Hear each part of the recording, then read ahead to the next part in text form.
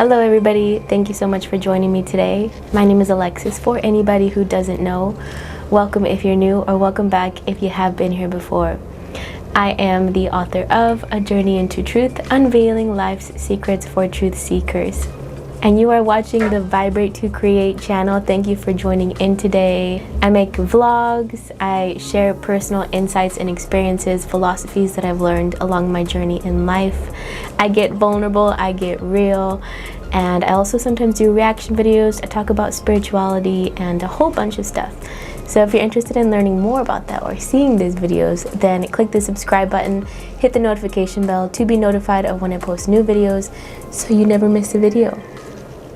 Today, I wanted to talk a little bit about Vibrate to Create, actually, because I don't think I've actually talked about it and why I decided to name my business Vibrate to Create, or what it means to me. And so I wanted to dive into that a little bit today. So the name Vibrate to Create, I came up with that name in college. So in college, I took a class where we learned about technology and different apps that you could use for things like Excel, Microsoft, just things that you could use for basic things you'll need when you're working on a computer. And in that class, that teacher had us do a business project.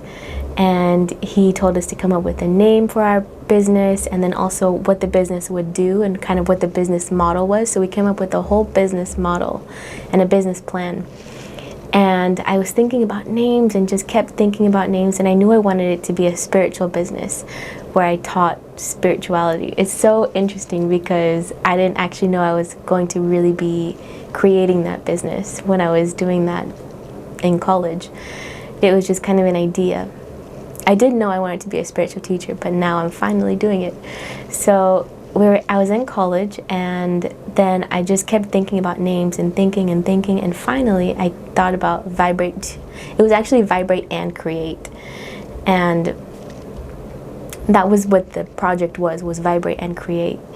And then much later on, when I started diving into domain names and website names, because that teacher recommended to us that we get a website name if we have an idea, because it can be very good for you financially if you come across a really good name.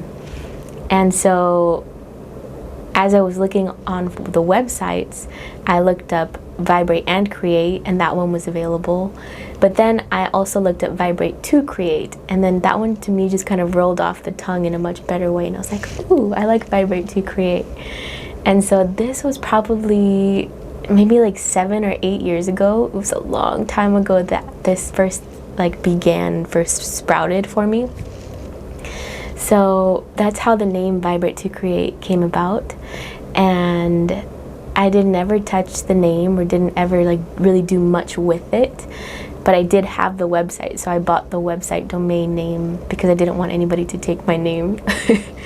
And then I also started looking into getting the Instagram name and getting the email name on Gmail, and everything was just completely open, completely free.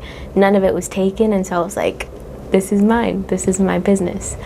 And then eventually I decided to take business pictures, so my cousin went with me to a park and we took pictures in a field of flowers, and I made a website for Vibrate to Create.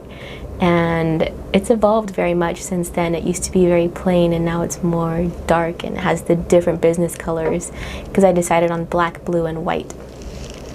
And so, yeah, so Vibrate to Create began in college when I was doing a fake business plan. And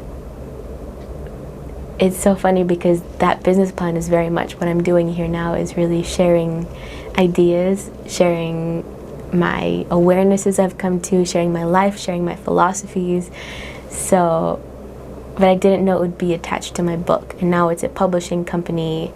It is a company where I share videos and I do production and I edit videos.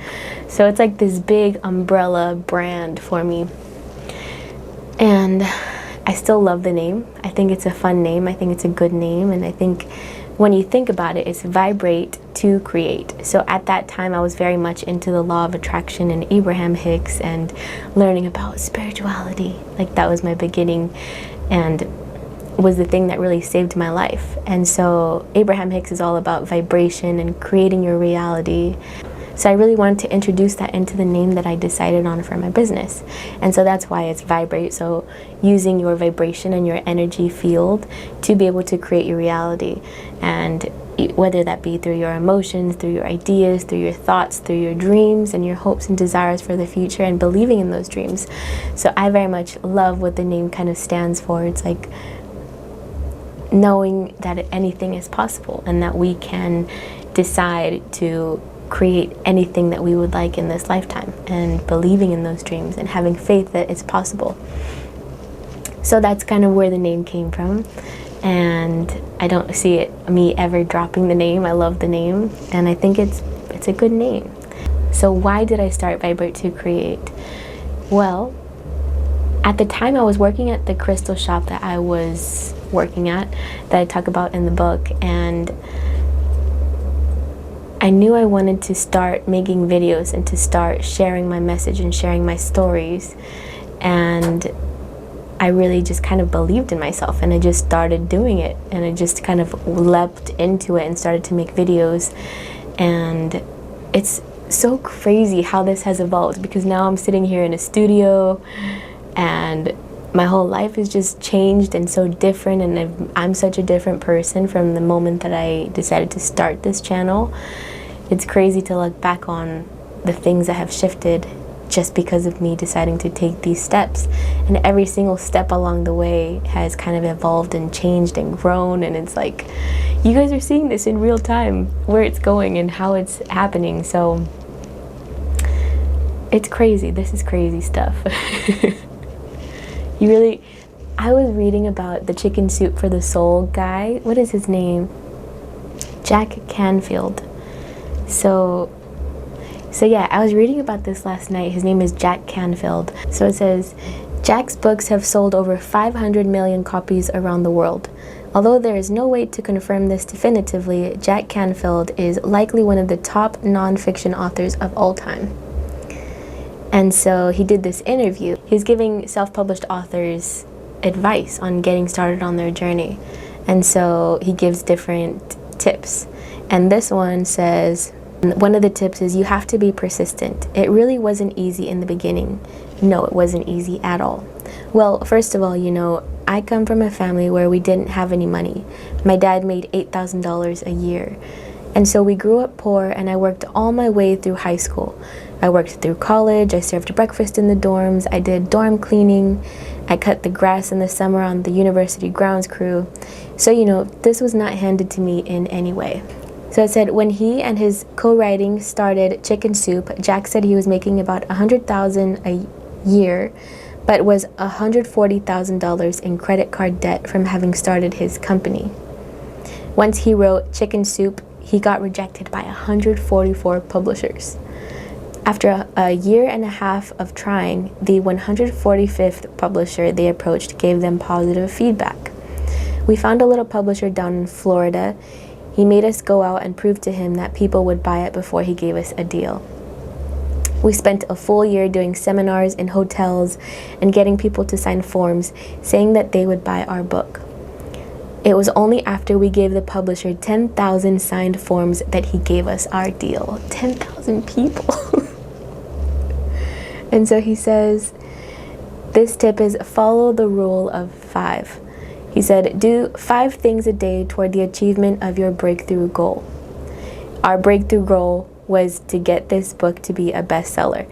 It took us 14 months to hit our first bestseller list, the Washington Post. Then it hit the New York Times list. The book slowly climbed up the list, but when it got to the top, it stayed there for 3 years. 25 years later, we're published in 47 languages.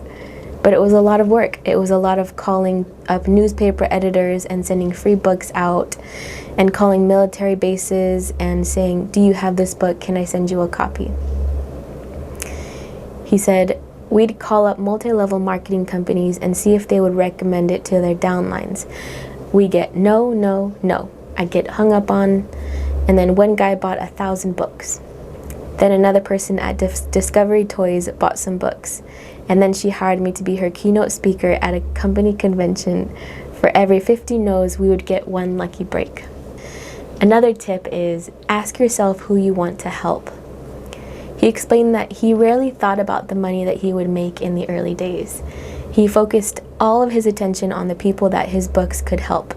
The journey to becoming a best-selling author is not easy. It's that focus on the people that your book will help that will keep you going. He said, I always wanted to be wealthy. I mean, who doesn't? But I never set out to make money. That wasn't my top goal. My goal was to make a difference. I've always been someone who loved to learn, so if I can learn something and turn around and teach it to someone else, I'm really happy. So to me, that story was just so inspiring because you see that persistence and that drive and that passion of like, I know I have to get this out in some way. And just no matter how many no's, he was just like, there will be one that says yes, because this is my path. And that love, we talked about this in my last video about this video will change your life. That's what it's titled, so I will link it up here. In that video, I talk about the hedgehog principle and how when you're very passionate about something and you love something, that will drive you to keep taking the actions even if you're not getting compensated right at the very beginning. And this man, he found his hedgehog, you know, and he found that sweet spot where he was like, this is what I have to do. And just that persistence and that never giving up, no matter how many people said no, he's become one of the best-selling authors. And I know, when I hear that name, I'm like, I know that name. I know what that book is about, the Chicken Soup for the Soul books. And it's, oh, I heard also why he decided to call it Chicken Soup for the Soul. And people hated the name at the beginning. Nobody wanted to use it, and they thought it was a stupid name. Like someone actually quit on the team because she didn't like the name. And he wanted to name it that because his grandmother would make chicken soup and she would say that it could cure anything. And so he decided to name it Chicken Soup for the Soul, and he really believed in the name, and even when people didn't believe in the name.